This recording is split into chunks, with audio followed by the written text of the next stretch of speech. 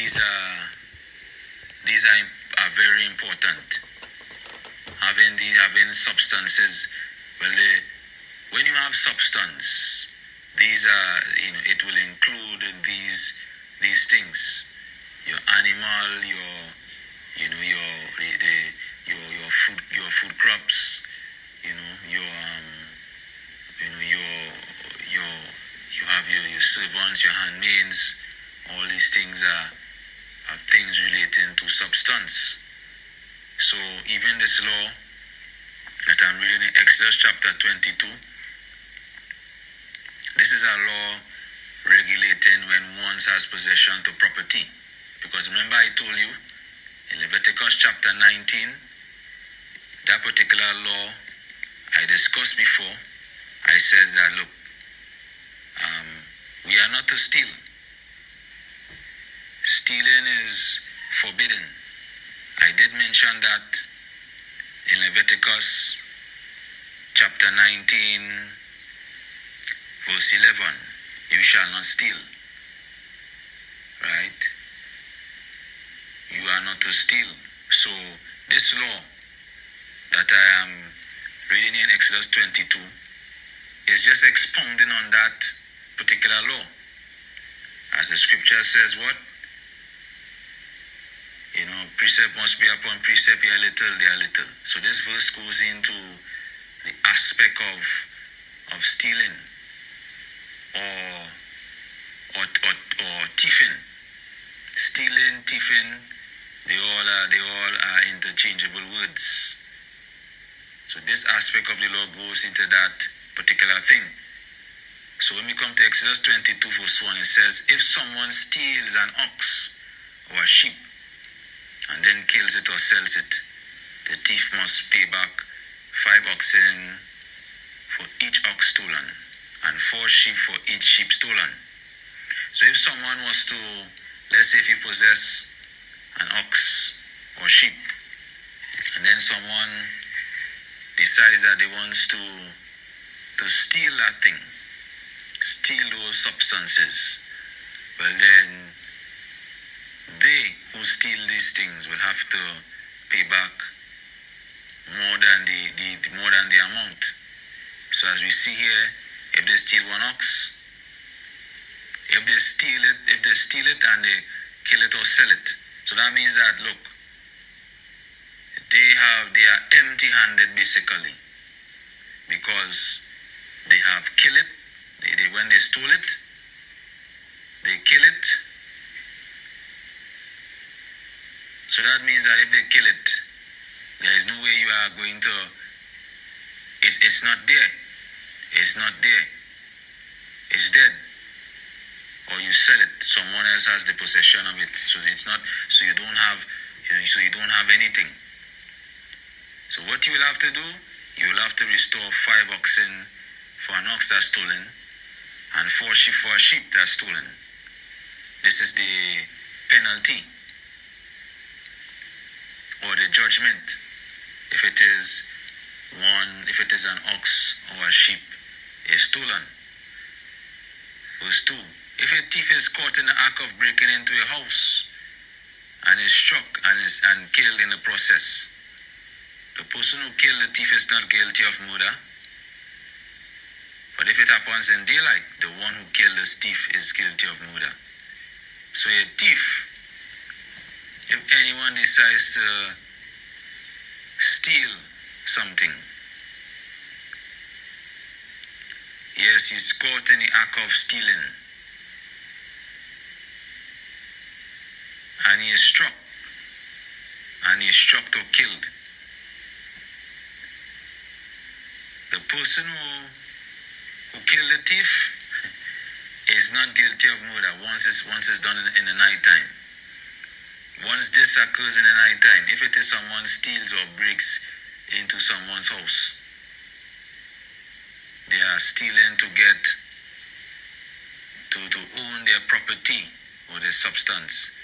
If at night they steal, and at night and after they steal, the person who they steal from struck them and killed them. If it's at night time, they will not be guilty of murder.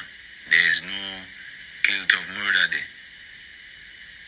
It's all, it's lawful. You know, as I'm reading this law, I remembered when I lived in Ethiopia some time ago. One of the law is that, you know, if it is you, anytime you get killed at night time due to any activity you may be involved in, you know, the law doesn't account you. You are not accountable by law. There is no punishment for you. Once you are involved in an activity and you are killed by night, the law doesn't serve you any justice when these things happen at night. I'm just remembering that as I'm reciting this law. So even within the system of the law here, this is recommended at night time. At this law is, you will be, if it is you have killed someone, if they come to steal from you, you will be guilty of that murder if it's done in daylight.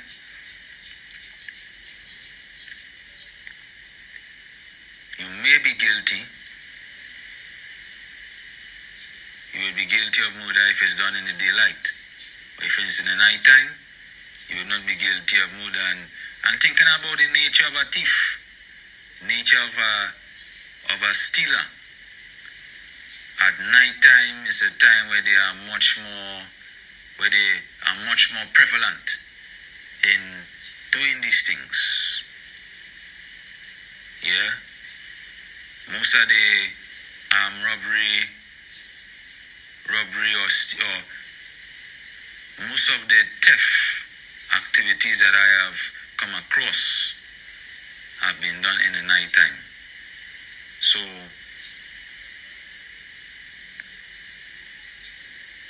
this is something that it's rare that they will come in daylight to do this thing, because yes,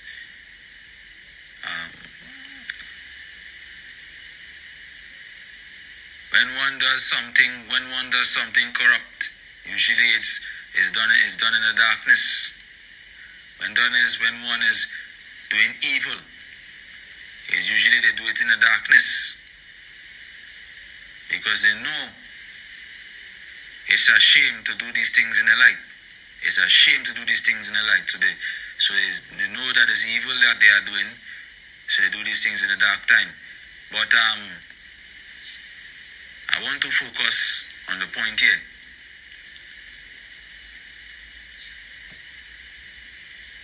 A thief who is caught must pay full for everything he stole. I'm continuing reading in verse 3. A thief who is caught must pay in full for everything he stole.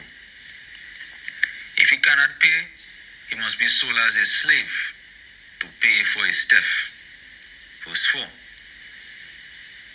If someone steals an ox or a donkey or a sheep, so let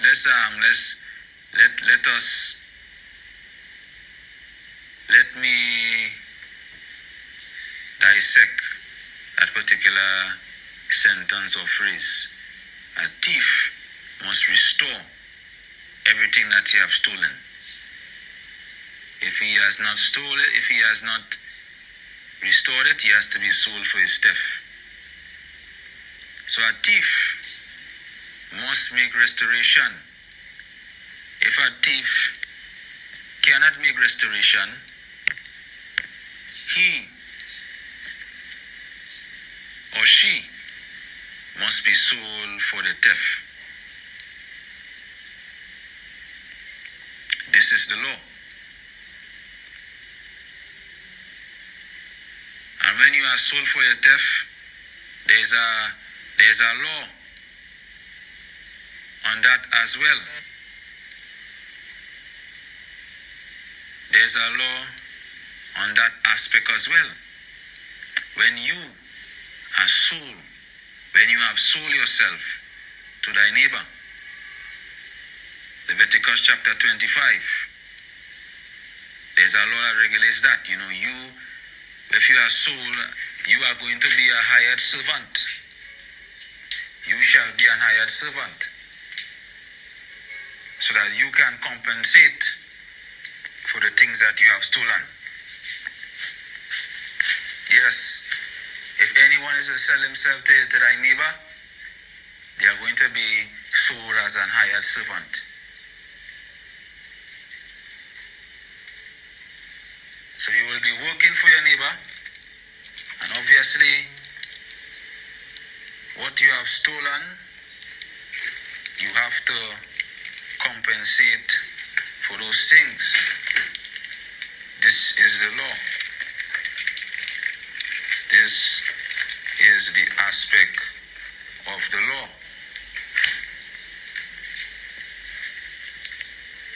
So I want to go into more, as I'm here already. So you will be sold for your theft. If it is you do not pay everything in full, you will be sold for your theft. I am just repeating myself. Now continuing in verse 4. If someone steals an ox or a donkey or a sheep, and it is found in the thief's possession, then the thief must pay double the value of the stolen animal.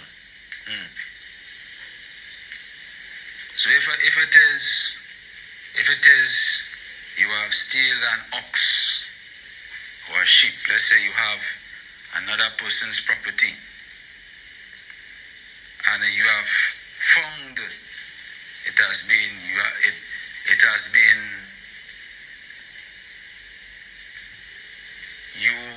been found in your hand. In other words, there's a term for it. You have been catch red-handed, or you have been caught with your pants hanging. Once you have been caught with this property, you have to restore double. This is the law.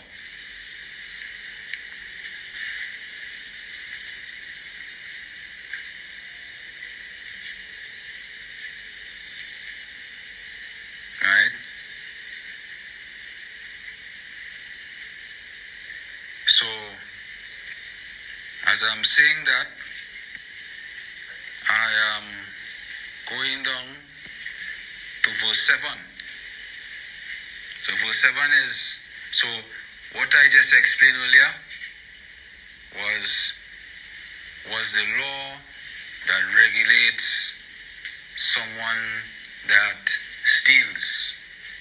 And I was giving the examples and the scenarios of if someone has property and it has been stolen by a stealer or a thief. Verse 7. Suppose someone leaves money or goods with a neighbor for safekeeping, and they are stolen from the neighbor's house. Suppose someone leaves money or goods with a neighbor for safekeeping, and they are stolen from the neighbor's house. If the thief is caught, the compensation is double the value of what was stolen. But if the thief is not caught, the neighbor must appear before Elohim, who will determine if he stole the property. So this is more aspect to the law concerning stealing, concerning this thing. If it is someone gives you money or goods for you to safekeep, and it has been stolen from you, well then if that thief is caught, he have to make compensation for what he has stolen. He will have to restore double the amount.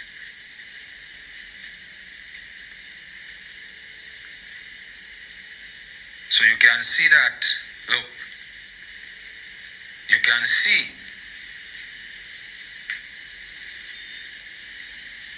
earlier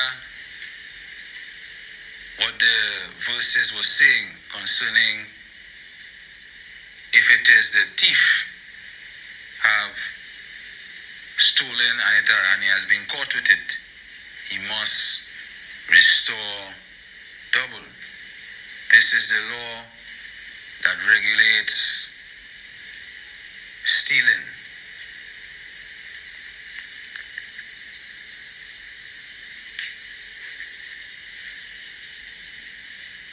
So if he steals an ox or a sheep or a donkey, he has to restore double for stealing this thing, for it being stolen.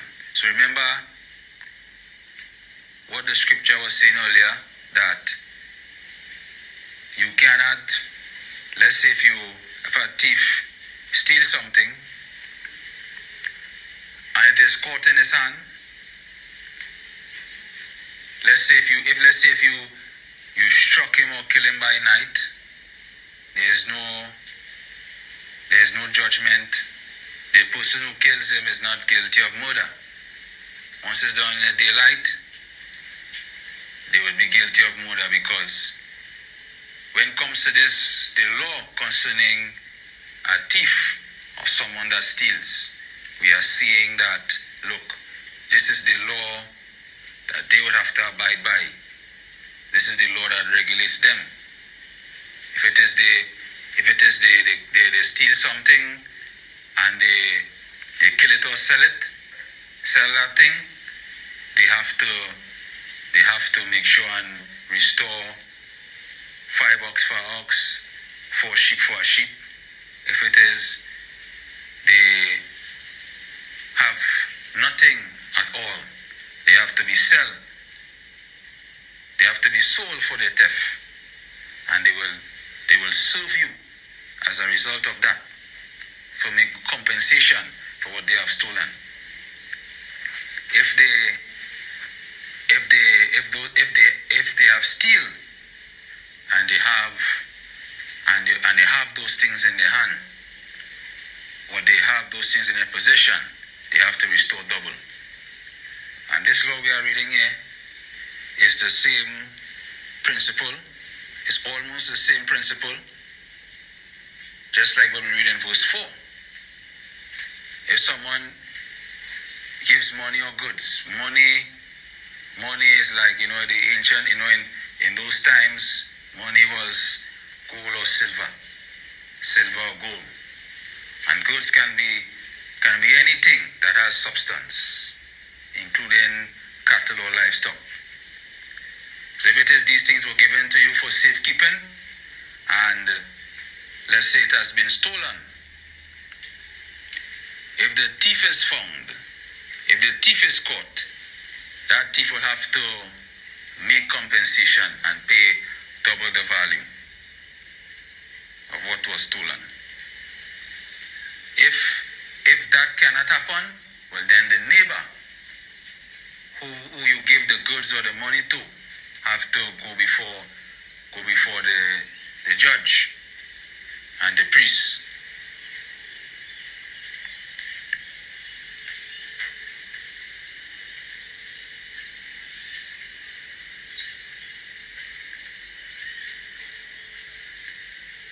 Verse 9. Suppose there's a dispute between two people who both claim to own a particular ox, donkey, sheep, article of clothing, or any lost property. Both parties must come before Elohim, and the person whom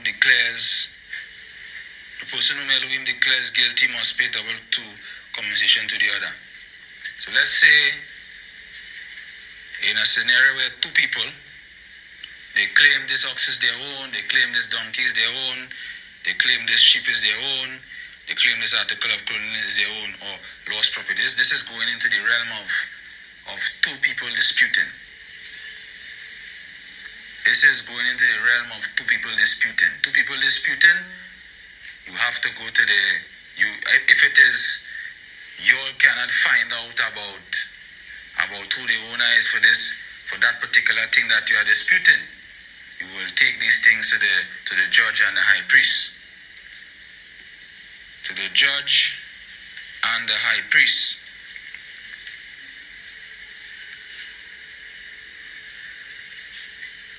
Deuteronomy chapter 17 does explains this thing. Deuteronomy chapter 17 explains this thing, that if anything be too hard for you, if there may be a dispute, or there may be problems, issues between two people, like this dispute I am talking about here, it will be brought before the judge and the high priest. Leviticus chapter 17 verse 8 come down to verse 11. If there be any matter too hard for you between two people, where there may be a lawful dispute, or two people get into a physical confrontation, or anything of that nature, that it cannot be solved within the community, you bring that before the judge and the priest, and they now will issue the sentence of judgment. So according to that sentence of judgment, you have to do according as they say. You have to do according to what these elders of your community will say. These elders of the community, who are the judges and the priests, they are going to give you a sentence of judgment, and you would have to do according as they say. If you don't do according to that, the sentence of judgment is death. This is the law. So this is between, if two people have a dispute, but what I'm discussing with you all is concerning the law as relates to if someone steals. One that steals, one that thieves, right? So from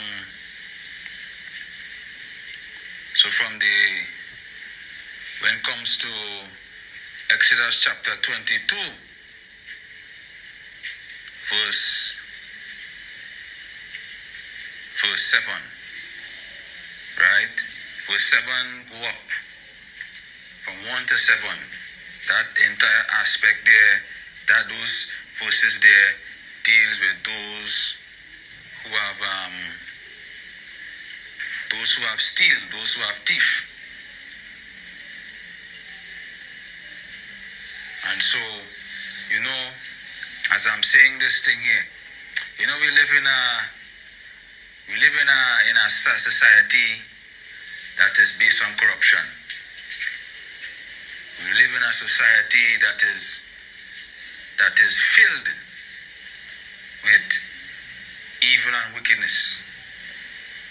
So,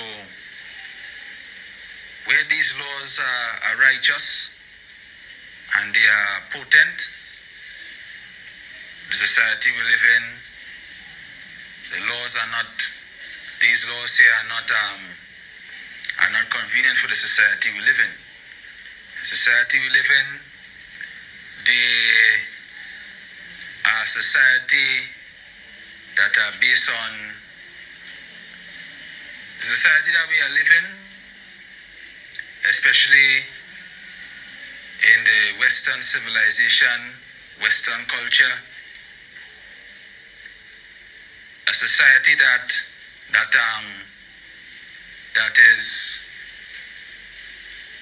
promotes democracy or democracy. A society that promotes that foolishness is a society that has all these corruptions in it. So whereas these laws will be righteous, a society that is filled with democracy or filled with that has those intentions, you see that there's a favoritism when it comes to capitalism.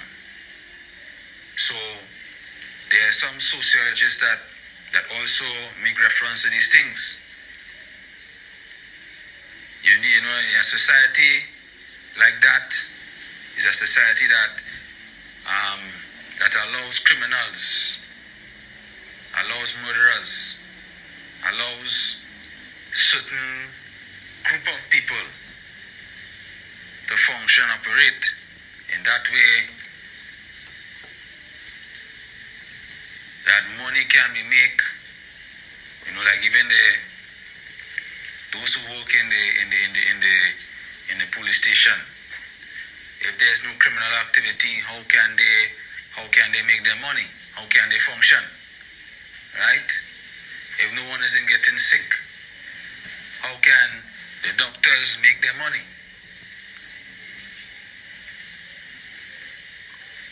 So this is why I say, and all these things is based upon capitalism. There's a monopoly going on in these societies that we live in, especially Western societies, Western civilization. But I don't want to go too much into that because that's not the point or the issue here, right? What I'm simply saying is that, look, what I'm touching upon is the law that regulates stealing. Or if someone is to thief property that belongs to someone else, this is the law. And this law is what we ought to observe, and as a community, this is what we have to observe. But the society we live in does not support these things that I'm saying here, as far as even where this law is concerned.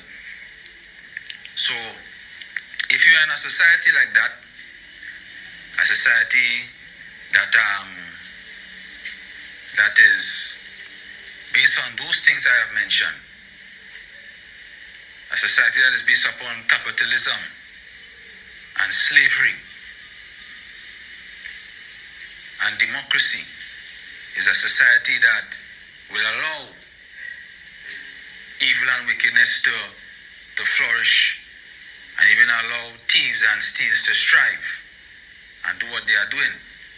So in a society like that, you have to be very careful in the judgment that you execute, right? If we as a community separate from all these rest of communities, we are able to observe these laws and execute righteous judgment where it is needed.